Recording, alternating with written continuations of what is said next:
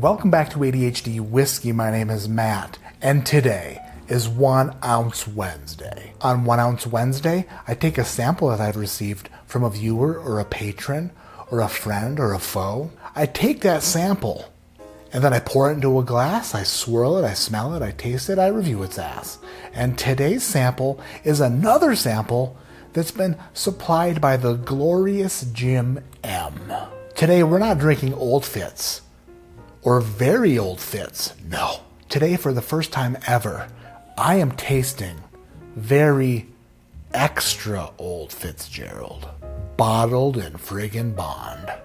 America. This very extra old bugger is from Stitzel Weller, and it's a gift from 1965. It's 10 years old, meaning it was distilled in 1955. Have I had dusty Fitzgeralds before? A couple, but never any this old, and never any this old. Based off leftovers in your fridge, if leftovers are old, they're bad. If they're very old, then they're very bad, and maybe you should get on top of your cleaning habits a bit better. If they're very extra old, then guess what? You failed at life. And your entire fridge needs to be cleaned out because that mold spread because of the very extra old to everything, including your bread, in the cupboard next door to the fridge. 1965 very extra old Fitzgerald. Let's see how she smells.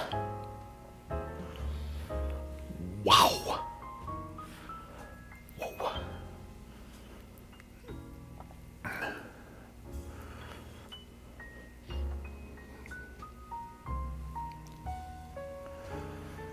Wow. Good grief. Good gravy. That's special. It made my... Look at... I got the goosebumps. The nose gave me the goosebumps. That happens sometimes. Sometimes that happens in bourbon, where you get the goosebumps by smelling something, and it did that. If you've never had a dusty bourbon before, dusty meaning if you've never had a bourbon from the 1980s or earlier, then you don't know what the dusty note is. But if you ever have the opportunity to try something from that generation, from that era, from the 1980s or earlier, as soon as you smell that bourbon, you'll understand what the dusty note is. I don't know what makes that note or where it comes from, but it's just the note of bourbon from yesteryear. And this has that note, but that note isn't taking over the entire glass, which is surprising because I would have thought that something this old would have been overwhelmingly dusty. But no, it's there, but in the best of ways. The dusty bourbon note is blended in with like a soft vanilla and a soft caramel. It's like a vanilla and caramel were in a cotton candy.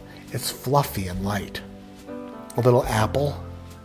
Yeah, some red apple. Lots of red apple. It's like a red apple, vanilla, oaky, delicious cotton candy. I am a man who loves his bourbon. I see bourbon in my dreams. He sees bourbon in his dreams. I want to go back to 65 and drink all this whiskey. This is something, honestly, and I don't even know how to really explain it because it's so perfect. This might be the most perfect nose ever. Thomas Jefferson, this is money, son.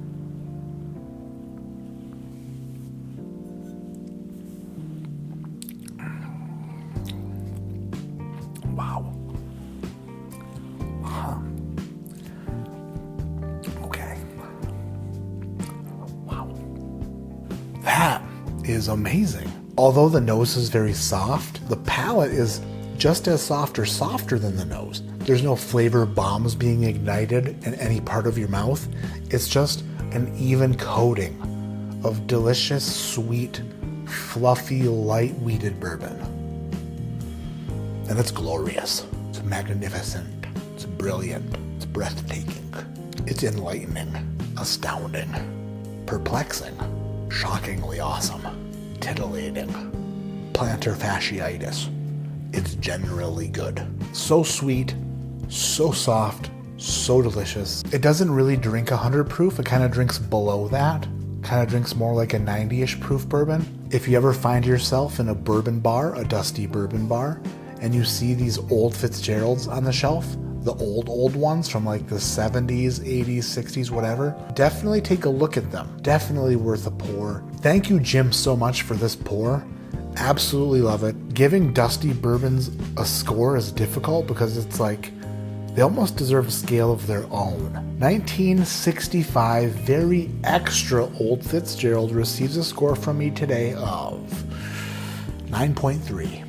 It's a 9.3. Definitely some of the best dusty bourbon I've ever tasted. Thank you for joining me on this 1 Ounce Wednesday. I appreciate everybody who watches. If you've made it this far, hit the thumbs up. Hit the subscribe button if you're not already subscribed. My name is Matt. This is ADHD Whiskey. And like I always say, keep your head in the clouds, but your mind in 1965. What happened in 65? I think my dad just became a teenager in 65. So in 65, my dad was getting in all sorts of trouble. Probably getting in all sorts of trouble. Stealing stop signs from the street. Throwing snowballs at the principal. Just having to push off the ladies. Sorry, ladies. I'm going to be married to somebody else later. Things were probably a lot simpler in 65. There was like a bunch of diners on the street corner making milkshakes and playing great music that you shook your hips to. I just imagine 1965 being a heck of a lot of fun. Just driving convertible cars that got 4 miles to the gallon. Getting milk delivered by the milkman, who's also sleeping with your mother.